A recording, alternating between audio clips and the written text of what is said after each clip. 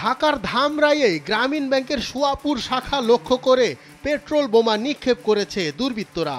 ভোরে মোটরসাইকেলে এসে দুই ব্যক্তি বোমাটি ছুঁড়ে পালিয়ে যায়। আগুন ছড়িয়ে পড়লে স্থানীয়দের তৎপরতায় বড় কোনো ক্ষতি হয়নি।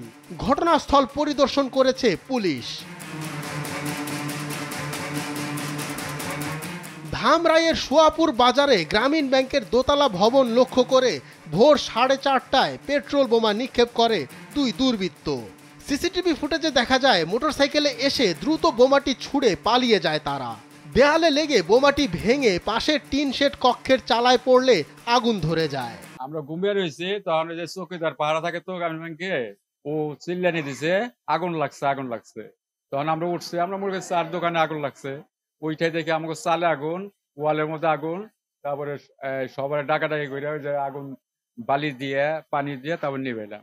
বিকট শব্দ পেয়ে নৈশ প্রহরী আগুন দেখে চিৎকার করলে আশেপাশের লোকজন ছুটে এসে আগুন নিয়ন্ত্রণে আনেন। তবে কোনো ক্ষয়ক্ষতি হয়নি। পুলিশের তৎপরতায় ঘটনাস্থলে তদন্ত চলছে।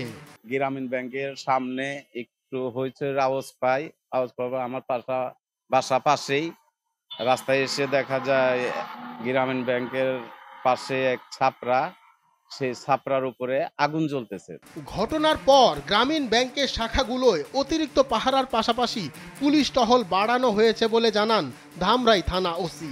রাত্র অনুমান 4:30-4:30টার সময় সুতিপাড়া সুয়াপুর বাজারে এই গ্রামীণ ব্যাংকে একটা দুর্ঘটনা ঘটে, যা আমরা শুনতে পেরেছি, তাই আমি আসলাম, এসে দেখলাম। তো এই বিষয়ে তদন্ত সাপেক্ষে ব্যবস্থা গ্রহণ করা হবে। এ ঘটনায় এলাকায় সৃষ্টি হয়েছে চাঞ্চল্য।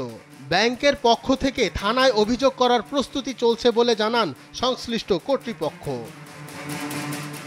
ধামরাই থেকে আরিফুল ইসলাম সাব্বিরের পাঠানো তথ্যচিত্রে ডেস্ক রিপোর্ট, সময়ের আলো।